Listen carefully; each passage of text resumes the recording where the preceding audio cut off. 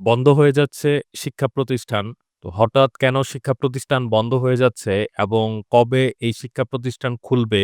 এই প্রশ্নের পেছনের গল্প জানবো আজকের এই ভিডিওতে। পুরো রমজান মাসে সরকারি-বেসরকারি নিম্ন মাধ্যমিক ও মাধ্যমিক স্কুল বন্ধ রাখতে নির্দেশ দিয়েছেন হাইকোর্ট।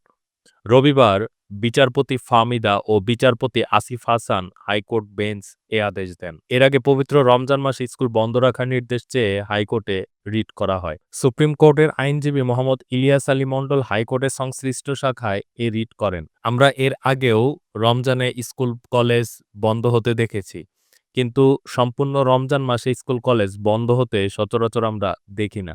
তো এটা আপনাদের কাছে কেমন উদ্যোগ মনে হয়? আমরা যখন ছোট ছিলাম তখন রমজানে ক্লাস করার মজাটাই ছিল অন্যরকম। কিন্তু আস্তে, আস্তে তা যেন এক হারিয়ে যাওয়া অতীত। যাই হোক, গত ৫ জানুয়ারি পবিত্র রমজানে স্কুল বন্ধ রাখতে সরকারকে আইনি নোটিশ দেন সুপ্রিম কোর্টের ওই আইনজীবী। শিক্ষা মন্ত্রণালয়ের সচিব এবং প্রাথমিক গণশিক্ষা মন্ত্রণালয়ের সচিবকে এই নোটিশ পাঠান তিনি।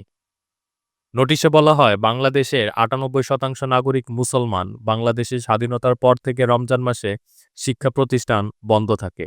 এটি আইন, প্রথা ও নীতি এবং ওইভাবে সব প্রতিষ্ঠান রমজান মাসে বন্ধ থাকে। সংবিধানের ৩১ অনুচ্ছেদে বলা হয়েছে, আইন ছাড়া কিছুই করা যাবে না।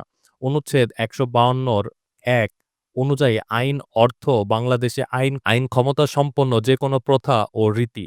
তাই প্রাথমিক ও মাধ্যমিক বিদ্যালয় রমজান মাসে খোলা রাখার সরকারের তর্কিত সিদ্ধান্ত অসাংবিধানিক। নোটিশে আরও বলা হয়, প্রাথমিক ও মাধ্যমিক স্কুলের কোমলমতি শিশু-কিশোররা সারাদিন স্কুলে যাতায়াত করে, ক্লাস করে ক্লান্ত হয়ে রোজা রাখতে কষ্টের সম্মুখীন হয়ে রোজা রাখার অভ্যাস থেকে দূরে থাকার সম্ভাবনা দেখা দেয়, যা ধর্মীয় আচার-চর্চার অন্তরায়। তো রমজান মাসে ক্লাসের টাইমটা নরমালি টাইম থেকে অনেকটাই কমিয়ে দেওয়া থাকে, অর্থাৎ অনেকাংশে হাফ টাইম করা থাকে।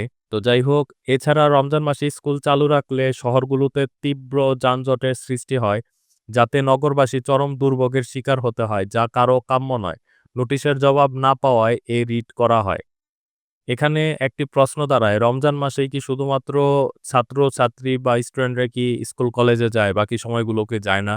বাকি সময়গুলো যদি যায় তাহলে শুধুমাত্র রমজান মাসে কেন তীব্র যানজট হবে? যাই হোক, এই ছিল আজকের ভিডিও। তো আপনার কাছে কি মনে হয়, পুরো রমজান মাসে স্কুল কলেজ বন্ধ রাখা এটা আপনার কাছে কতটা যুক্তিযুক্ত মনে হয় সেটা অবশ্যই কমেন্ট করে জানাতে ভুলবেন না। আপনি যদি এই চ্যানেলে নতুন হন তাহলে অবশ্যই চ্যানেলটি সাবস্ক্রাইব করে যেতে ভুলবেন না। এই চ্যানেলে নতুন, নতুন চাকরির বিজ্ঞপ্তি দেওয়া হয় এবং সেই সাথে এই চ্যানেলে সরকারি গুরুত্বপূর্ণ নোটিশগুলো পাবলিশ করা হয়। এই ছিল আজকের ভিডিও।